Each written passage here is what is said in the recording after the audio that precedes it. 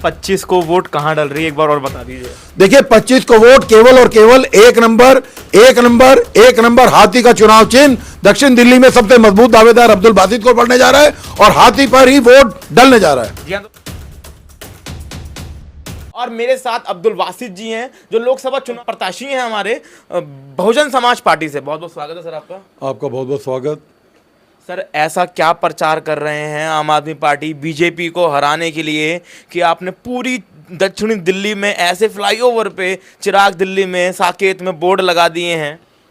देखिए ये इसमें मेरा कुछ नहीं, ये सब ऑटोमेटिकली सब जो लाइनअप होता जा रहा है काम, जो मेरे दोस्त मित्र हैं, जो कॉर्पोरेट जगत के लोग हैं, जिनके पास ये एडवर्टीजमेंट के ठेके हैं, कॉन्ट्रैक्ट्स हैं, वो हालांकि पूरी तरीके से बीजेपी के लोग हैं, मगर जब से उन्हें ये पता लगा कि अब्दुल बासित भाई मैदान में हैं, उन्होंने ये साइडें किसी को नहीं दी और मुझे फ़ोन करके बोला कि अब्दुल जी हम तुम्हारे साथ हैं और बहन मायावती जी की जितने भी आपके साइट लगवा सकते हैं हम लगाने को तैयार हैं। अच्छा, दक्षिणी दिल्ली में सबसे ज़्यादा तो एडवर्टाइज हो रही है वो अब्दुल बासित जी की हो रही है, ऐसा क्यों?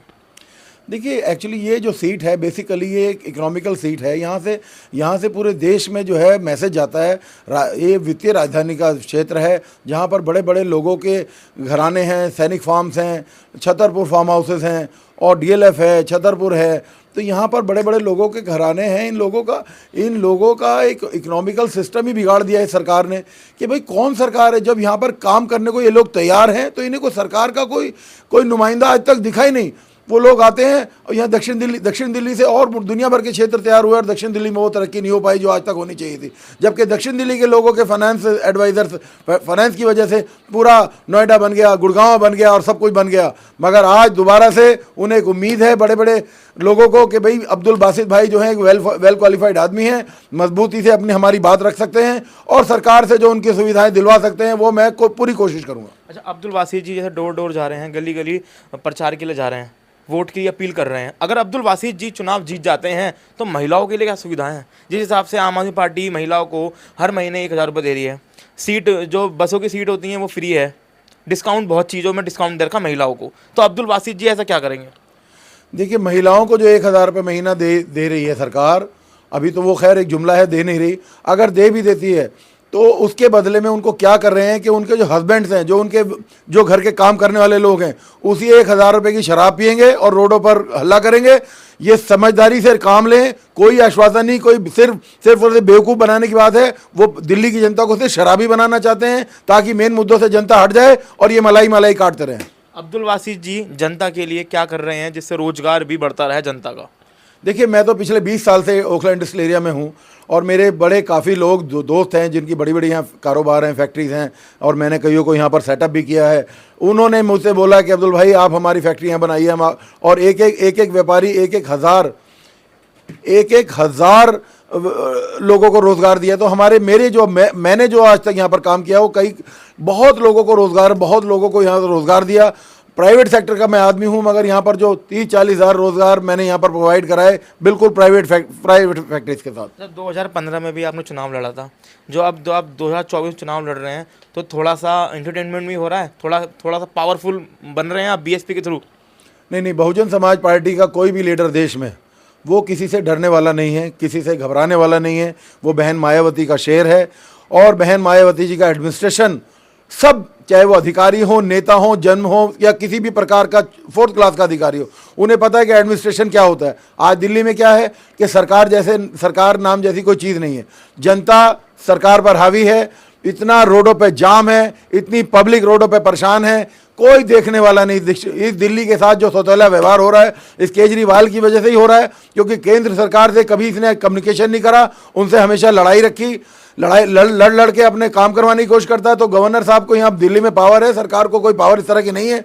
तो ये दोनों का नूरा कुश्ती का जो सिस्टम चल रहा है इससे दिल्ली की जनता को बहुत ज़्यादा नुकसान हो रहा है।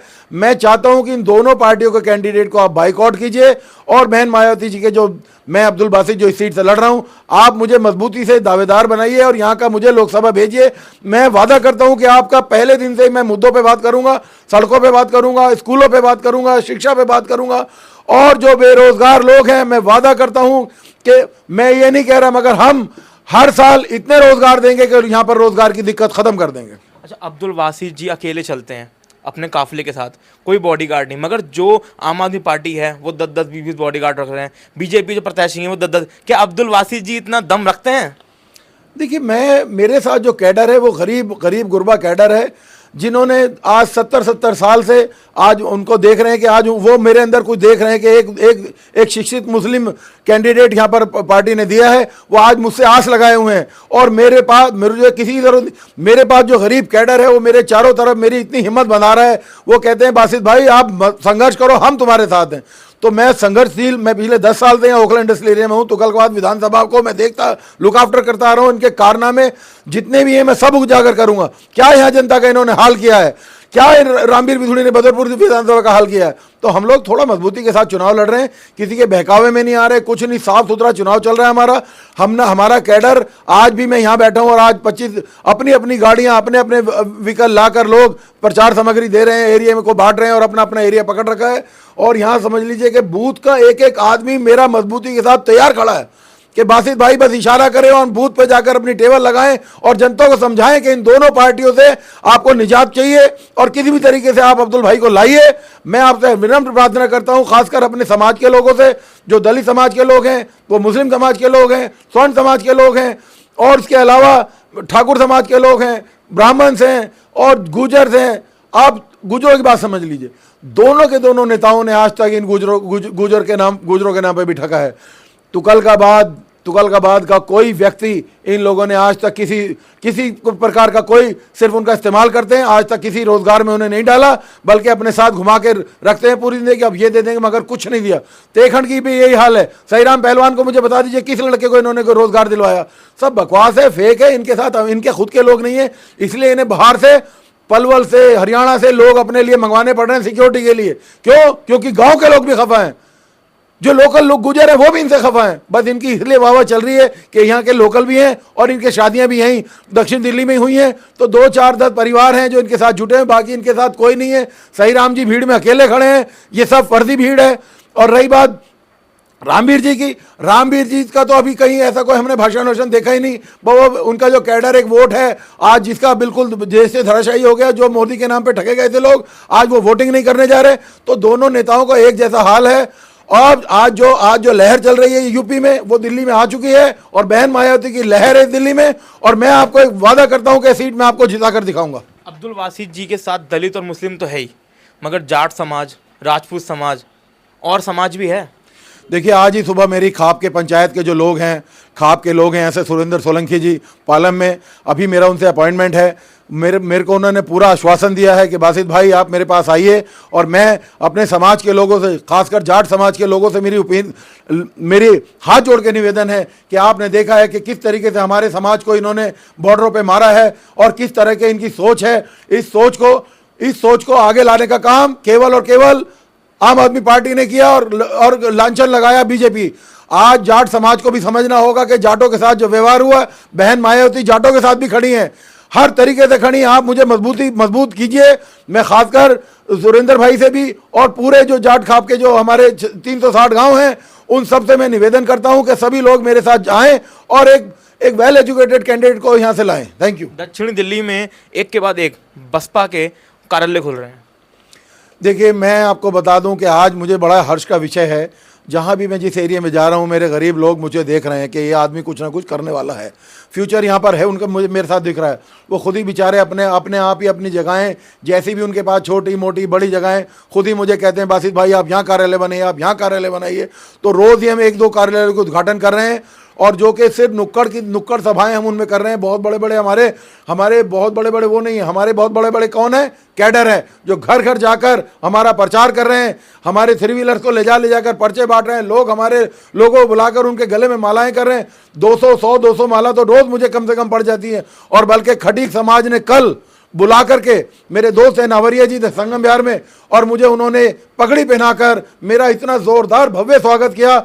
मैं इस खटीक समाज का आज ऋणी हो गया हूं। मैं चाहता हूं कि मेरे सारे खटीक समाज के लोग भी मुझे इस नज़र से देखें कि हाँ, ये आदमी कुछ कर सकता है। 25 मई आ रही है, क्या कहना चाहेंगे जनता से?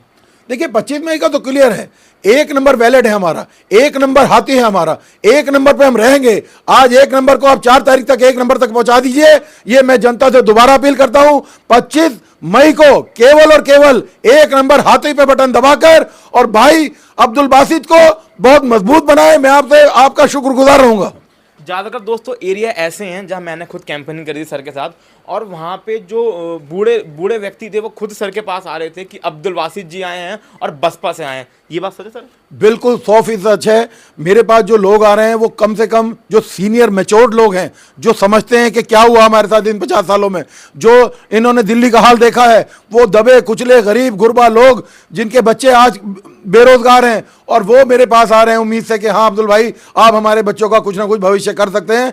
तो मैं आपसे इन गरीबों की, मैं किसी प्रकार जिन लोगों ने इन गरीबों की हाय ली है उनके लिए मैं कहना चाहूँगा कि आप जिंदगी में दोबारा इस दक्षिण दिल्ली क्षेत्र से आने की सोच मत लेना। अगर आपने दक्षिण दिल्ली क्षेत्र इन ऐसे लोगों के हाथ में दिया तो पूरी दक्षिण दिल्ली का ये वही हाल कर देंगे जो तुगलकाबाद विधानसभा का है। अब्दुल बासित जी के पास 80% वोट आ चुका है ना? देखिए वोट का जो मामला है वो सब जनता के हाथ में। जनता ने मुझे इतना प्यार दिया है, इस प्यार की क्रेडिबिलिटी 80% वोट से कहीं ज़्यादा है।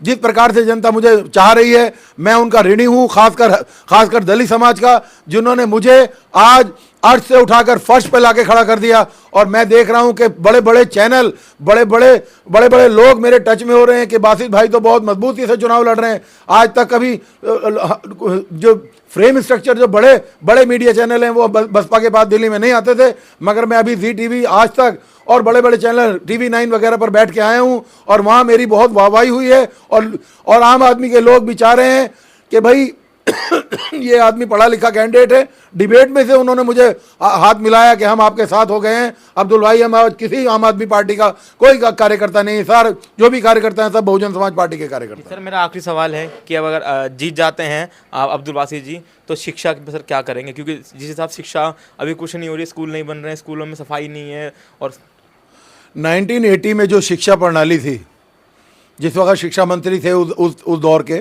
और प्रधानमंत्री मोरारजी देसाई थे और कांग्रेस सरकार होती थी, कांग्रेस, और उस टाइम की जो शिक्षा प्रणाली थी वो दिल्ली के लिए क्या पूरी दुनिया के लिए बेहतरीन शिक्षा प्रणाली थी।